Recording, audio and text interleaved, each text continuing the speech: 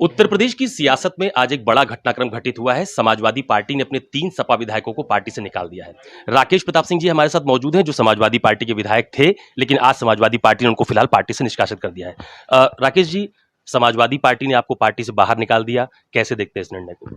स्वागत करता हूं और बधाई देता हूं उनको, जिन लोगों को यह अधिकार प्राप्त था कि इसी तरह से लोग इस दल में सच बोलते रहें और आप उन पर इसी तरह की कार्रवाई करते रहें। अच्छा, मुझे ये बताइए कि राज्यसभा चुनाव में जो क्रॉस वोटिंग हुई थी, क्या उसके लिए ये कार्रवाई मानते हैं आप?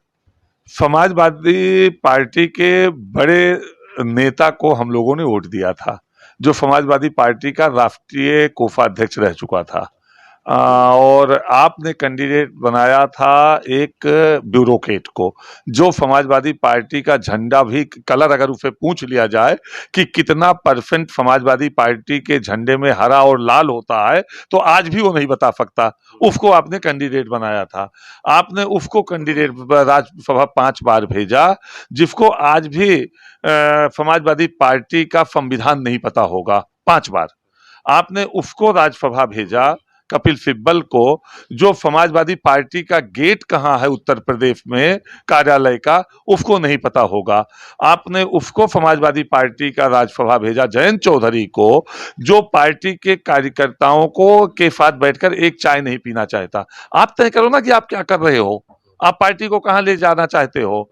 आप उसको मंच पर बैठाते हो जो पेरियार की सोच के हैं, जो सनातन को गाली देते हैं, जो समाज को, हर समाज के लोगों को तोड़ के फोड़ के अपना राजनीतिक सत्ता को हथियाना चाहते हैं।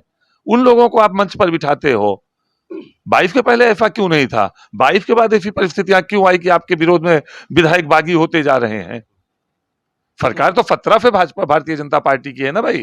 कैंडिडेट तो चुनाव तो इसके पहले भी हुए थे, तो सब आपके साथ क्यों खड़े थे? नहीं, तो मुझे ये बताइए, क्या उम्मीदवार गलत उतारा समाजवादी पार्टी ने, इसलिए आप नाराज हो गए और आपने कहा कि अब संजय? हाँ, कई कई कई चीजें हुई। राम को गाली देना, रामचरितमानस को फड़वाया जाना, जलवाए जाना, अयोध्या ना जाने देना, हिंदू धर्म को कैंसर, एड्स और मलेरिया बताने वाले लोगों को दाहिने पर बिठाना, और जो इनकी बात करें उनके लिए दरवाजा बंद करना, गलत कैंडिडेट का चयन करना, कार्यकर्ता नेता के दुख दर्द में शामिल ना होना, स्वजातीय के अलावा पूरा परिवार किसी का नष्ट हो जाए उससे आप बात ना करना, आपका ये सब बहुत कारण थे। मतलब आपकी नाराजगी किसी एक वजह से नहीं है? नहीं, मैं आपको 2-3 उदाहरण दे देता हूं। मैं उनका विधायक, 11 दिन अनशन पर, एक फोन नहीं राष्ट्रीय अध्यक्ष का, अस्पताल में उठा के भर्ती किया गया। मैं उनका विधायक, थाने में झगड़ा हो रही है, वीडियो पूरे देश नहीं पूरे विश्व में वायरल हो रहा है, एक फोन नहीं राष्ट्रीय अध्यक्ष का। मैं उनका विधायक, एक्सीडेंट हो रहा है पीजीआई के आगे, मैं संजय गांधी में भर्ती हो रहा हूं, लहू लुहान फोटो छप रही है, सभी पेपरों में चैनलों में चल रहा है, एक फोन नहीं राष्ट्रीय अध्यक्ष का। क्या यही दायित्व है राष्ट्रीय अध्यक्ष का? यही मुखिया का दायित्व है? ऐसे परिवार के मुखिया हैं आप? तो आप आज हमारे पे कार्रवाई, आपको कल सब पे कार्रवाई, और जो आपके साथ वही बचेगा जिसके पास कोई विकल्प नहीं होगा, बाकी आपके साथ कोई नहीं बचेगा। आप ये कह रहे हैं कि अभी 3 आपने निकाले हैं बाहर, तो कई लोग चले जाएंगे बीजेपी के साथ या जहां भी जाना होगा? मैं कह रहा हूं कि वही उनके साथ खड़ा रह जाएगा जिसके पास राजनीति करने का कोई विकल्प कहीं नहीं होगा। और अच्छा, मुझे बताइए, आज जो समाजवादी पार्टी के आधिकारिक हैंडल से लिखा गया, उसमें लिखा गया कि हृदय परिवर्तन के लिए जो समय अवधि दी गई थी वो समाप्त हो गई, इसलिए निष्कासन की कार्रवाई कर दी गई। मतलब क्या समाजवादी पार्टी ने या अखिलेश यादव जी ने, किसी ने बात किया था क्या कि विचारधारा फिर से बदलिए, हृदय परिवर्तन करिए, वापस समाजवादी पार्टी के साथ आइए? वो बात अपने, जिन्होंने उनको यहां तक पहुंचाया उससे नहीं करते थे, हम लोगों से क्या बात करेंगे? वो बात अपने सगे चाचा से नहीं करते, हम लोगों से क्या करेंगे? कोई वार्ता कभी नहीं हुई थी। बस वो अपना हृदय परिवर्तन करें, अपने आप को सुधारें। अच्छा, मुझे बताइए कि एक पीडीए का जिक्र भी किया आज उस हैंडल में। उन्होंने कहा कि पीडीए विरोधी थे, जनहित के मुद्दों पर काम नहीं करते थे, इसलिए कार्रवाई कर दी, पार्टी की विचारधारा से अलग चले गए, इसलिए कार्रवाई कर दी। हमको लगता है कि जो लोहिया जी की विचारधारा थी, जो नेताजी का रास्ता था, उससे पूरी समाजवादी अलग चली गई है, इसलिए हमको वहां बर्दाश्त नहीं कर पा रहे थे, और मैं उन्हीं सिद्धांतों पर चलना चाहता था। अच्छा, एक सवाल और पूछता हूं आपसे। कुल 7 विधायकों ने क्रॉस वोटिंग की थी राज्यसभा के चुनाव में। 8वें ने बाइकाट किया था, गायत्री प्रजापति की पत्नी ने। तो ये 3 पर कार्रवाई हो गई और बाकी 4 को लेकर लिखा गया कि उनका आचरण बहुत अच्छा है, व्यवहार बहुत अच्छा है, इसलिए उनको अभी सुरक्षित रखा गया है।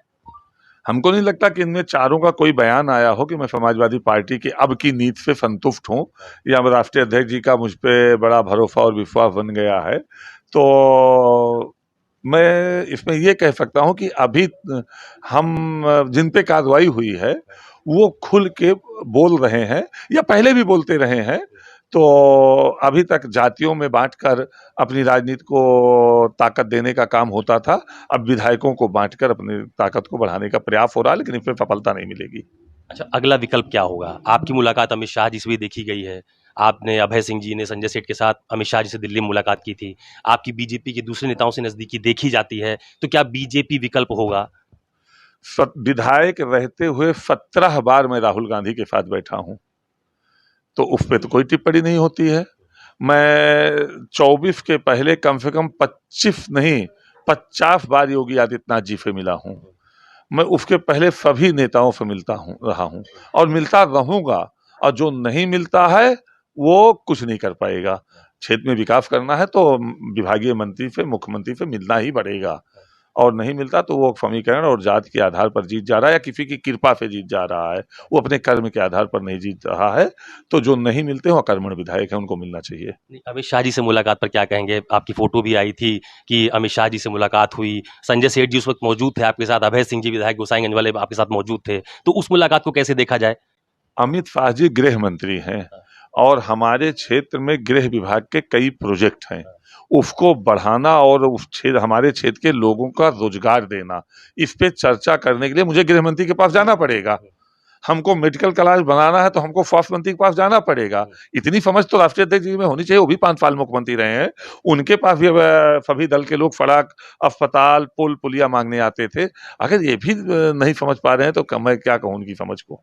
विकल्प क्या होगा? राकेश प्रताप सिंह जी राजनीतिक तौर पर किस विचारधारा को चुनेंगे?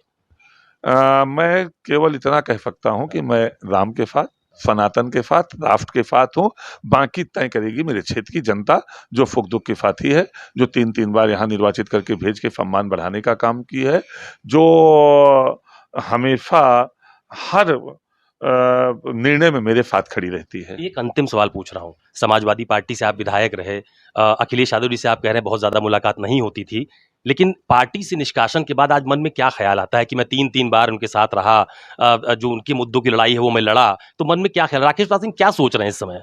मुझे केवल इतना इतना दुख है कि जिस पार्टी को नेताजी ने एक गांव से उठाकर देश तक पहुंचाया, जिस पार्टी को हम लोगों ने 45 के टेम्परेचर में साइकिल चला चला के गांव गांव तक पहुंचाया और 12 में सरकार बनाई, उस जहाज को, उस समाजवादी जहाज को डूबता देख रहा हूं। उस समाजवादी जहाज को जो सब की बात करती थी, सर्व समाज की बात करती थी, वो केवल आज एक जाति की बात कर रही है। इससे मन आहत और पीड़ित है, दुखी है।